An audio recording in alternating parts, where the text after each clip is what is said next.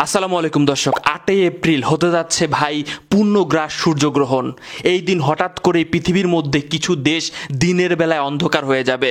পশু পাখিরা মনে করা শুরু করবে যে কি হলো হঠাৎ করেই, মুহূর্তের মধ্যে একদম পুরো পৃথিবী অন্ধকার হয়ে গেল। দর্শক শ্রোতা, বাংলাদেশ সময় কয়টার সময় আপনারা এই সূর্যগ্রহণটা হবে আপনাদের আজকের এই ভিডিও থেকে আপনারা জানতে পারবেন। এই সময় আপনাদের কি কি করা উচিত, কি কি করা উচিত না।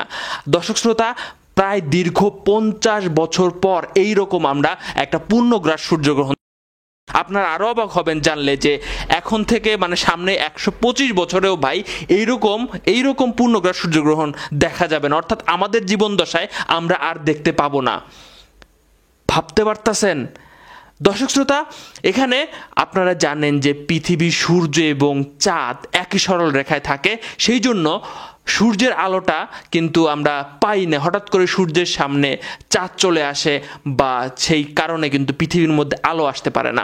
এই দিনে বলা হয় যে অনেক মানুষ এই দুনিয়া ছেড়েও চলে যাবে। কেন চলে যাবে? কারণ পৃথিবীর মধ্যে যেসব জায়গায় দেখা যাবে মানুষজন ছুটতে থাকবে সেসব জায়গায় গিয়ে দেখার জন্য। আপনারা জানেন খালি চোখে কিন্তু এটা দেখা উচিত নয়, চোখের ক্ষতি হয়। বিভিন্ন রকম সানগ্লাস রয়েছে, বিভিন্ন রকম কিন্তু আমরা দেখেছি যে মাটির পাত্রে পানি রেখে সেখানে দেখাও কিন্তু আমরা দেখেছি। খালি চোখে মোটেও দেখা যাবে না। আমাদের দেশে কুসংস্কার আছে, আমি জানি আপনারা কারা কারা মানেন কারা কারা মানেন না সেটা পরের ব্যাপার। বাংলাদেশ টাইমটা আপনাদের জানতে হবে।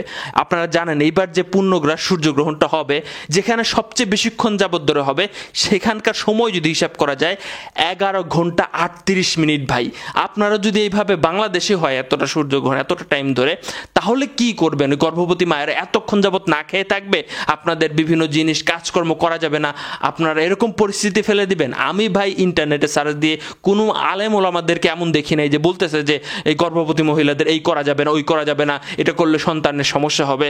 বরং এই সময়টাতে ইবাদত বন্দেগীর মধ্যে থাকতে বলা হয়েছে। দর্শক শ্রোতা, আপনাদের এলাকায় এরকম কুসংস্কার আছে কিনা কমেন্ট বক্সে অবশ্যই লিখবেন।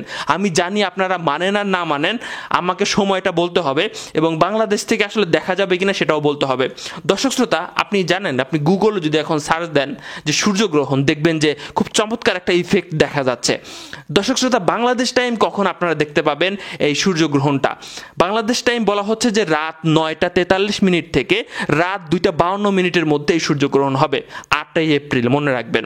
দর্শক শ্রোতা, এখনও আপনারা অনেকেই বলতে পারেন যে রাতের বেলায় আবার সূর্যগ্রহণ দেখবো কেমনে? কারণ সূর্য তো এমনিতেই আমাদের রাতের বেলায় দেখা যায় না। সঠিক ধরতে পেরেছেন আপনি। এটা বাংলাদেশ থেকে আসলে দেখা যাবে না, আমাদের পাশের দেশ থেকেও দেখা যাবে না, শুধুমাত্র রাত বলে। তবে আপনি যদি বাংলাদেশ টাইম হিসাব করেন, টাইমটা হবে 9টা 43 মিনিট থেকে রাত 2টা 52 মিনিট। আবারও বলতেছি, রাত 9টা 43 মিনিট থেকে রাত 2টা 52 মিনিটের মধ্যে সূর্যগ্রহণটা হবে। এখন আসেন, আসল সূর্যগ্রহণটা কারা কারা কোথা থেকে ভালোভাবে দেখতে পারবে?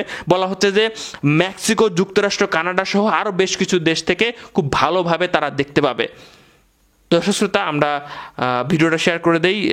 কেউ মানুক আর না মানুক, জানা উচিত যে বাংলাদেশ টাইম কয়টায় এটা হয়।